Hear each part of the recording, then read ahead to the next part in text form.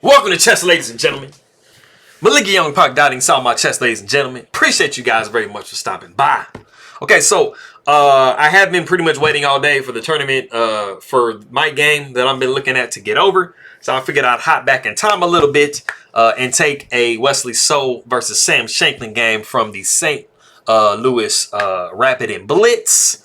Just from, a few days ago, 5, 7, 8, 9 days ago, whatever. So this is taken from round 25. So anybody that's coming from the Philippines, to all of my people, as always, I will say mabuhay to you. I will say hello, you lit. Masaya Komen Kitty King Muli. Meraming salamat po sa nanonood Inga King my video. Appreciate you guys very much for stopping by.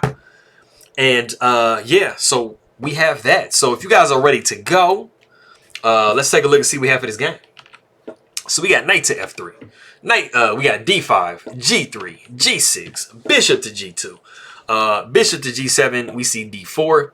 We got knight to f6. We see castles by white, castles by black, and then we got c4. So we start off with like a King's Indian type situation, and then after d4 and then c4 comes, we have a neo-Grunfeld defense, and it's the classical variation. So as you guys know, I mean, anybody who plays like, Queen's Gambit stuff, Catalan type stuff, any type of King's Indian, I mean, this structure should be pretty familiar to you.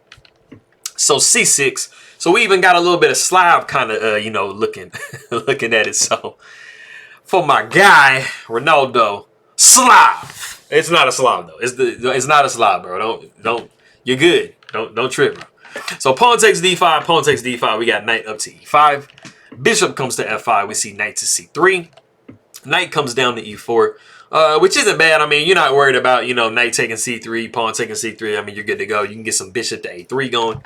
But bishop comes to f4. We see knight to c6. And now something does kind of have to give, because we definitely don't want a knight taking with the bishop taking, and then we have some double pawn situations, because that can get kind of ugly. So we see knight takes c6, pawn takes c6, and already black has like a nice little kind of weakness for us to try to exploit. So we see the move knight to a4. So what we're trying to do as white is we're trying to control the c5 square, because we don't want the pawn to get pushed. This pawn is doing a good job of kind of keeping these pawns frozen. And knight to a4 is just aiming to control the c5 square. If you can get some rook action going on, you have the possibility of dropping the knight down into c5. So be a nice little outpost square. So we got queen down to a5, trying to influence this square, because you really want to push that pawn, because that is definitely black's weakness, and you want to try to get rid of it. So we see rook over to c1. We see rook a to c8. And then we have b3. It is actually possible. So the next move that we see from black is going to be the novelty of the game. But before we get into that novelty, it is actually possible in this position, because b3 doesn't do anything to protect c5 or prevent c5 from coming. It is actually possible to push it. You end up with maybe a slight advantage for white, but it's not anything crazy. Pawn will go to c5. Bishop takes e4, and you got pawn takes e4. You don't want to take with the bishop, because you're going to be looking at f3. And then knight takes c5. You got queen taking a2. So you guys can see, I mean, still fairly even. Just white has just maybe a little slight advantage here. But after we see b3, we do see rook f to e8. And this is the novelty of the game. It makes a lot of sense, because this is a half open file. So you're like, man, let's go ahead and, or actually it's not a half open file. What am I talking about? There's a pawn here, clearly. All right, so never mind. When you push e5, it has the possibilities of opening. So rook f to e8 is just supporting that e5 push. I don't know what I saw. I saw all this space and I was like, yeah, it's half open, but it wasn't. So forgive me, but we see g4, and this is a cute little move, because you definitely don't want to take with the bishop, because you're going to be looking at g4, or you're going to be looking at f3, and that's going to be a nice little fork. So you definitely have to do some retreat. So bishop comes back to d7. We see f3 knocking the knight. Knight comes back to d6, and you guys can see that we have, at this point, we do have perfect control of the c5 square. So we plop the knight down in there.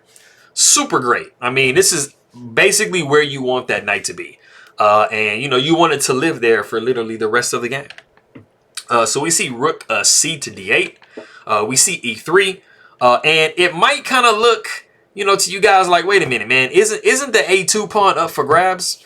Well, sometimes you can grab a pawn, but sometimes you have to be very, very careful about what you're doing. And this is a perfect example of that. What we actually see in the game is the very, very nice bishop back to C8. Not grabbing the pawn, but let's just take a look and see if after, let me see. Did I do that at the wrong point? Bishop to C8, we got rook down to E1. Okay, now it's alive. We see E5 in this position, like I was talking about before. But if black did get hungry and say, hey man, I want to munch on the pawn, you would actually be trapping the queen, because queen taking A2 would end up with rook to A1. And it might kind of seem like, well, I could go to B2. Nah, because of knight to A4. I didn't check, but I'm pretty sure that's present in the previous position. Like the characteristics of the position haven't really changed enough. It would still pretty much be the same thing. And you would just be losing your queen. So, nastiness. So definitely don't do that. So, we see rook coming over to E1, and then we see E5. And, you know, that's a little bit of pressure. But we do have the rook holding this knight on C5. So we're not worried about removing the pawn. So pawn takes E5. We see bishop takes E5. Bishop takes E5. Rook takes E5. And then we do see queen to D4. And queen to D4, not only are you centralizing your queen, you are attacking this rook. You know, you're just adding a little bit more support to this knight. So you're good. So rook E comes to E8, and then we see knight down to A4. You don't have the same trapping ability as before, so you definitely kind of, you know, you need to plug up this file. So we actually see bishop to A6, and we have actually reached a position, if you do want to pause the video and see what white has the ability to play for a really, really nice advantage, go ahead and do so. Okay, so I know a second ago I was talking about, like, you know, you want to be really careful when you're grabbing pawns. This is not a case where you need to be careful, because if you guessed queen takes A7, you would be 100% correct. This is literally just a pawn. Now, you can try to attack the queen with knight to B5, but you're going to be looking at queen coming back to C5. And literally, the queen just got in and got out of there without getting touched. And so this is just a true pawn. And like I said before, you are blocked here, so you know black doesn't have the ability to you know take a pawn over here. Plus, you know, this knight is this pawn is kind of under fire, so you know you're looking really good as white. But I'm not sure what Shankland saw, but he didn't go for that. He actually went queen down to C3, which is pretty practical because, like I said, I mean, you do have this weak pawn on C6, so I mean trading queens isn't you know the end of the world. So queen takes C3. Knight takes C3. You know, of course, you're not pushing the pawn right now because you're going to be looking at knight takes D5. So king comes over to F8. We see knight back to A4. We got bishop to B5. And then we actually see knight to C5. And the crazy thing about this position is the bishop is actually trapped. Because A4 is a very real threat. And it basically lives in a position for moves and moves. So that is unfortunately what Sam Shankland has just done in this position. Is he just basically hung his bishop. And there's no way to defend it. So you have D4, and D4 is a little bit sneaky, even though there's not like a super real threat behind it. We actually see Wesley So take the pawn on D4, which is very logical. You're just basically just winning a pawn. But after D4, if you did immediately go A4, you're going to be losing some pawns, but you still will win the piece. Because after A4, you can see D3. And as you guys can see, this pawn is trying to come to the D2 square so it can fork these two rooks. So you're going to be playing rook E to D1. You're going to give up a pawn. The bishop isn't going to move because it's just gone. So pawn takes B5 and then knight takes B5. And you guys can see, I mean, you do have two extra pawns, but you are down an entire piece. And this pawn is a little bit shaky. You know, it's probably going to fall at some point. So, I mean, you're not looking that great.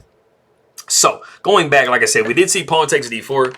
And then we see rook taking E1 with check. Rook takes E1. Knight comes back to C8. Because, like I said, there's no way to save your bishop. The only move to make is, you know, to basically just go back with your bishop. And that's just going to be just gone. So, we got A4 in this position. Bishop takes A4. Because if you're going to go down, you got to go down swinging, man. Like, at least get a pawn. The knight takes on A4. We see rook takes D4. So, you know, you're getting at least a pawn, but it's just not enough, man. Bishop comes down to F1 because we're looking at, like, perfectly putting this bishop on this square and just literally letting it sit there forever. Knight comes to D6, and then after rook to C1, there is literally no way to protect this pawn. You're just losing a pawn, and now you're going to be just down an entire piece with literally not even any extra pawns to show for it. So it's in this position that Shankland does resign the game. And so I think it was pretty straightforward. And, you know, like I said, you kind of got in that position where you trapped your bishop. And so I think it was, I think it was a little bit hard to see at first that you trapped your bishop. And then it's kind of one of them things where you get in that and you're just like, oh man, wait a minute, I just trapped my bishop. So I kind of think that's what it was. But this was a nice win, you know, by Wesley. So, but for all my people in the Philippines, let me go ahead and do these good mornings real quick. It's been a minute since I did them. So maanyong buntag, mayad na agahan, naimbeg na bigat, masantos ya kabuson, marhen na aga, buenos dias, maanyong aga, mapia na uma, kapien kapuno dios, mayapa abak, maupe na aga. It's been a minute, so I'm trying to remember if I'm doing this correctly. Mapia agay, mapia kapa pizza, my big abukla, marjana buntag, marya manat, maupe na aga, kasanyangan si ilobi. Salam, assalamu alaikum, and see to you guys out there. Appreciate you guys very much. Meron salamat a king makai bigan. Makita tayo mamaya and pa alam, and I'll see you guys next time.